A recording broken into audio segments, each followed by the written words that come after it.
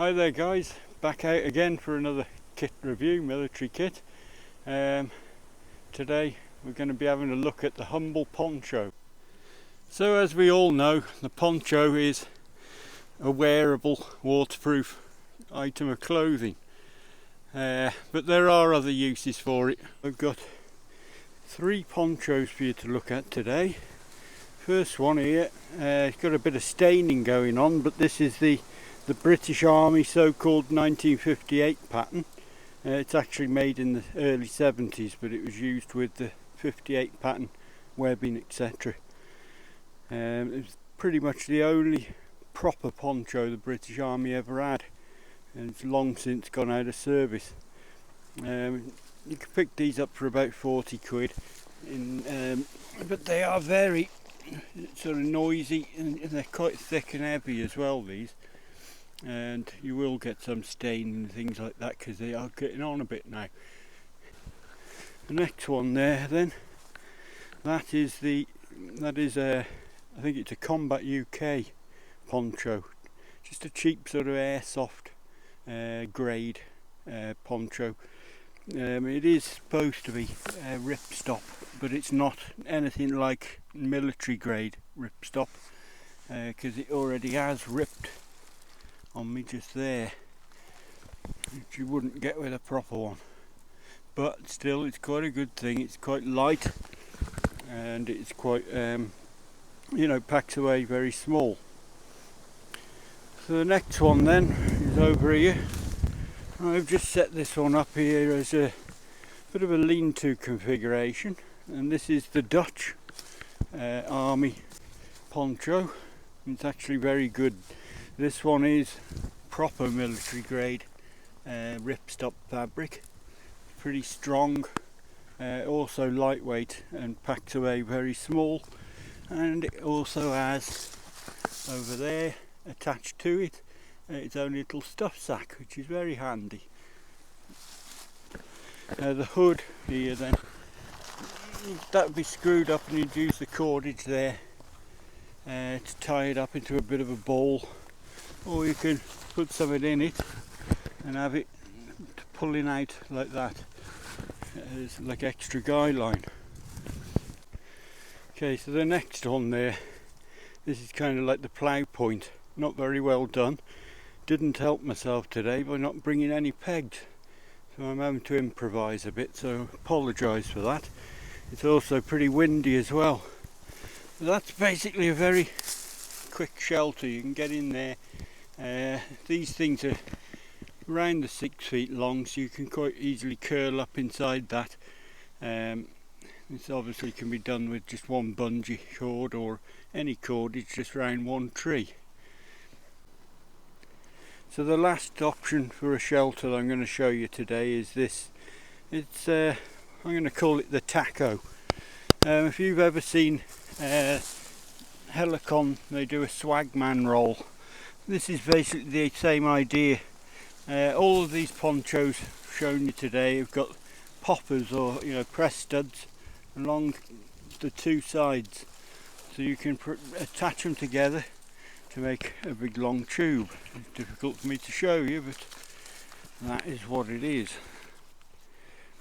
It's kind of like a really quick rudimentary bivvy bag with both ends open, but it will keep the rain and the wind off you, and you don't obviously need trees like with the others. Now there are literally hundreds of ways of setting up these things as shelters. These are just a few. I haven't got time to show you them all, but I'm sure if you look around YouTube you'll find plenty of videos showing the ways you can use these. They also make very good ground sheets because they are quite thick, quite strong, and of course waterproof. So if you've got a small shelter like a one-man tent and you need somewhere on the outside of your tent to be able to take your boots off without getting your feet dirty, you can quite easily put these down and use them for that.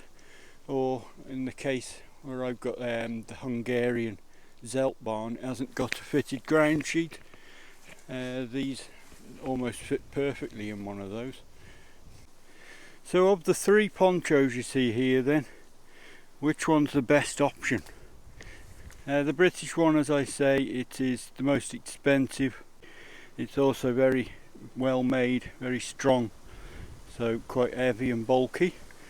The cheap one there, that one is the lightest, packs away the smallest,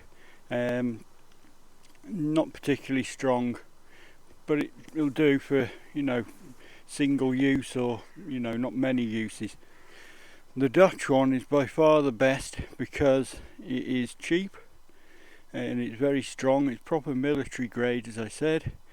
You can pick these up for about 20 quid, 25 quid. The cheap one there about £5 or £10. This one's sort of the perfect one really, if you want something durable, it's going to last you. But as I say, the cheap one will do the job, but not, you know, it's not going to stand up to too much stick or too much use. There you go, we've got the whole 3 of them packed up. The Combat UK one there, that's the cheap one. That one will literally fit inside your pocket. It's that small, very lightweight. The Dutch one, a bit bigger, not too bad though. And then the British one, there's no stuff sack with the British one. It was designed to be used with a poncho roll that fitted on the 1958 webbing equipment. So why should you carry or have one of these ponchos with you? In my opinion, it's one of those survival holy grails. As you've seen, there are several ways you can set these up as shelters. So you never know when you're out in the open, in the wilderness or whatever. Problems can happen. You could fall, break your ankle, be pretty much immobile, and they're just a quick shelter you can put up to keep yourself warm and dry. In survival, these can be used for a number of different things, including water collection, rainwater.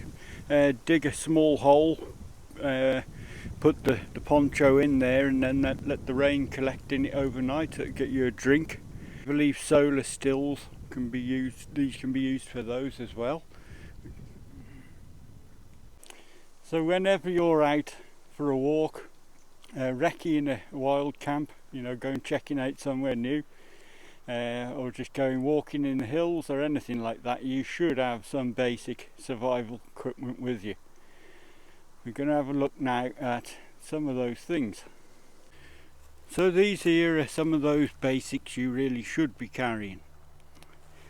First aid kit there is a definite. It doesn't have to be a particularly extensive first aid kit, a very simple one, get you out of trouble. Some sort of survival tin. That company there, BCB, they make loads of these different ones. That's just the combat one. They do ones specifically for hikers and campers as well. The poncho, as we've seen, emergency shelter and other uses. And then you should have some sort of water filtration, some way of purifying water, either with a millbank bag and Puri tabs or some sort of Sawyer filter or something. I think it's always a good idea to have something like that, like a survival guide. That's literally that small, it'll fit in your pocket. Most of us just don't have the time to know every single thing about survival. You know what food you can eat and what you can't eat.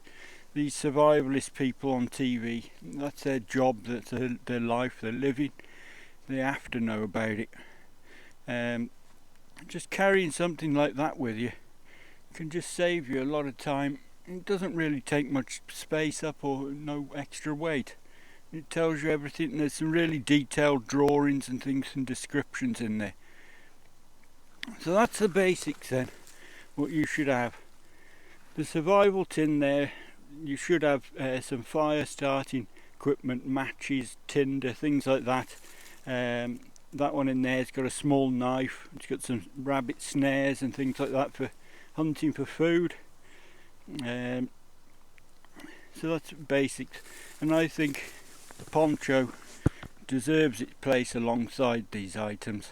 In survival they talk about priorities. They always say shelter, heat, water and food, things like that. Now we can all come out in the woods like this here, and we can get a load of these sticks and brush and things like that and make a bit of a shelter. By having that, you can almost skip finding the shelter part out. That literally takes you less than 5 minutes really to put up. And then you can be straight on to finding your tinder and things like that for making your fire and cutting sticks and whatever. You can save your time, and time can be a real priority in survival. It can really make a difference. So that's what I think you should be carrying as a bare minimum. Of course, you don't have to use millbank bags. That's just a military way of doing things. It's the way I like doing things. There's a lot of different water filtration kits out there, such as Sawyer, Grail pumps and things like that. They all work. Whatever you like, you go with it. Right guys, well thank you very much for watching. Hopefully it's given you a few ideas. Perhaps you've learned a few things on here as well today. It's actually nice for it to be dry. It's been raining pretty much since New Year's Eve. Horrible. They're talking about snow coming in the next few days, so that should be fun. So yeah, hope you enjoyed this one. Thanks very much for watching, and I'll see you on the next one. Just met these guys coming up the path towards me. A couple of Highland cattle. It's a nice little one there, isn't it? Something you don't see every day.